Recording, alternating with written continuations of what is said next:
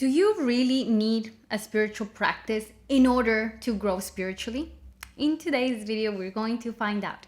My name is Silvana, and I want to welcome you to the Venusian Academy. So let's start this hot topic about whether you really need a spiritual practice.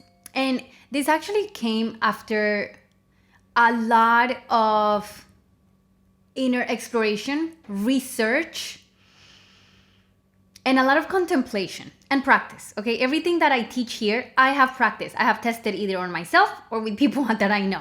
So, what are really spiritual practices for? A spiritual practice is basically a method that is going to allow you to incorporate into your everyday life a spiritual principle to either remind you of a higher truth or ground you into one place, right? If you're grounded into one place, then you can begin your exploration. So oftentimes spiritual practices, they are tools that help us stay in that center space so we don't get lost by the pools of the matrix, of Maya, the illusion, things that happen, other people's emotions, right? And I've known this, like we all know this, we understand this. However, there are certain people that have a really hard time committing to a spiritual practice. And I dare say that it's mostly women than men that have a hard time committing to a spiritual practice. Maybe it's because I work with more women than men, but like even in if I look at a very matrix-like place, I notice that the men have an easier time maintaining some sort of like ritual that is like that, like daily ritual, daily consistent ritual, where women don't. Women are into like rituals based on maybe their moon cycles or, once in a while. It's like we're almost like in another, tuned to another channel. And this really, it really baffled me because whenever I started studying Tantra, there was the whole thing of like, you have to chant every single day. Like you just have to. If you're not doing that, then, there's no mantra, there's no Tantra without Tantra. One of my teachers used to say, and it's true.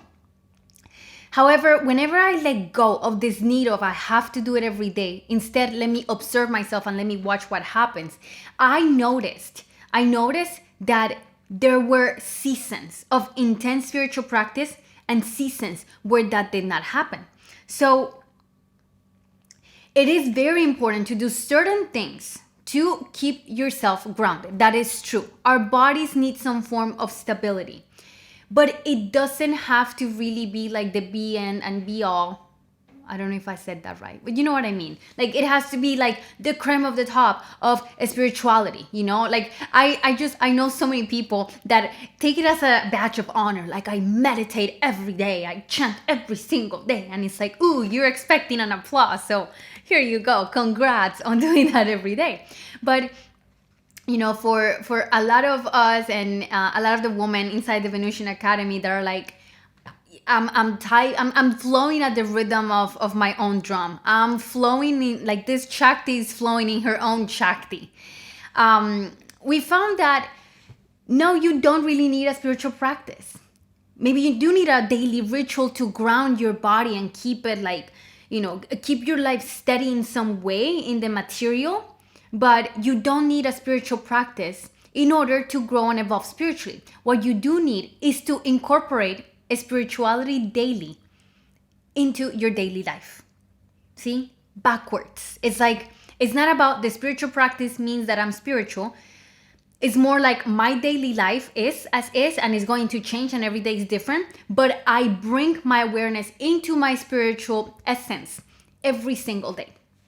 I'm going to speak specifically to those people that force themselves to do the spiritual thing, because if not, they think that they're just gonna lose it. And I invite you to examine that belief, especially if you find resistance. If you find pleasure in it, and I'm not saying every day has to feel pleasurable, but if you're somebody that you enjoy that structure of like every single day doing your meditation or your mantra or your nyasa or your breath work or your yoga or whatever every single day, then then this isn't a conversation for you. This is for those of us that are like seasonal in nature, and then sometimes we feel like it, sometimes we don't. But there's more like seasons, bigger seasons. Like there's like a 3-month period where there's a lot of intensity in a practice, and then there is a 2-month period where it just like got loose. Because there's a lot of guilt that can happen whenever you are on a path of self-discovery and you are not doing things by the book.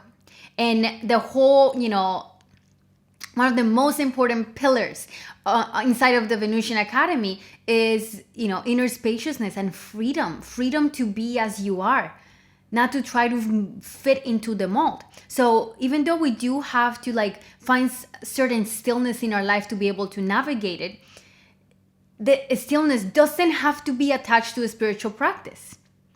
For a woman, her spiritual practice can be being present with her family, being present with her job, being present with her food.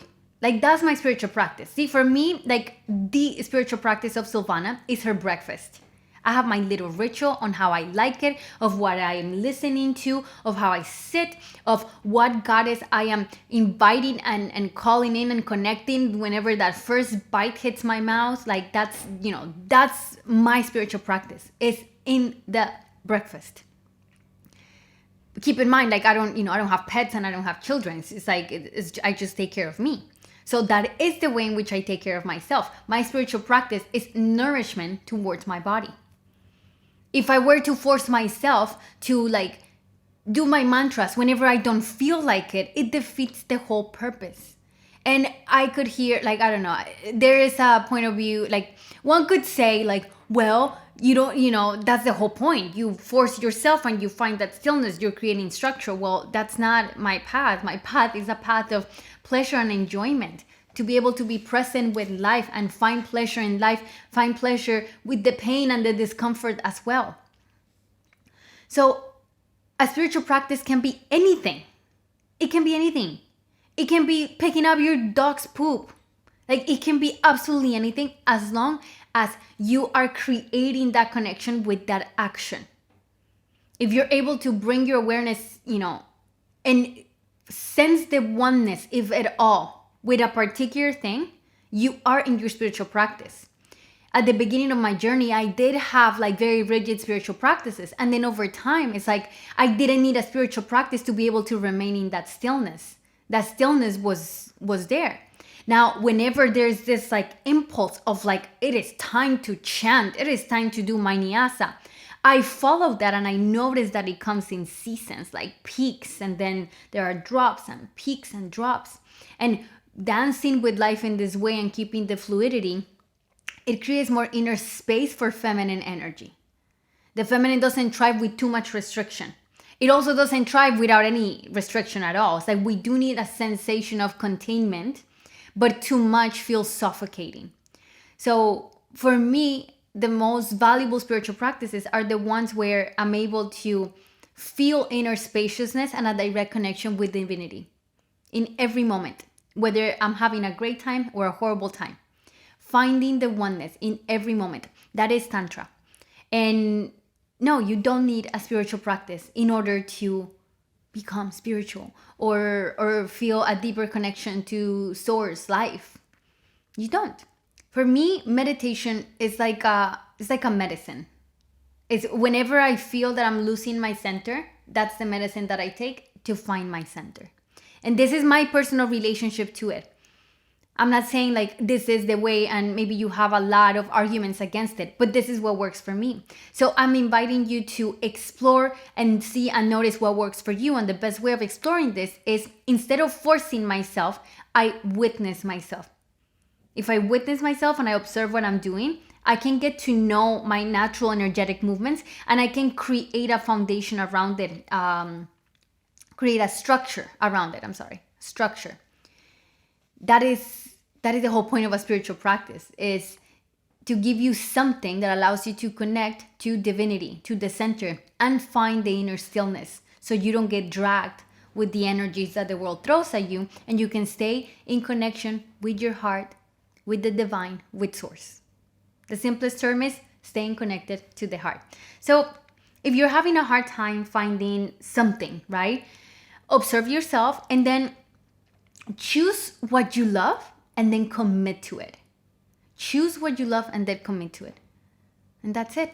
There you have. That's your spiritual practice. That's not a spiritual practice, but still going to give you the same results. And you're going to receive the benefits of finding and remaining connected and close to your heart as much as possible.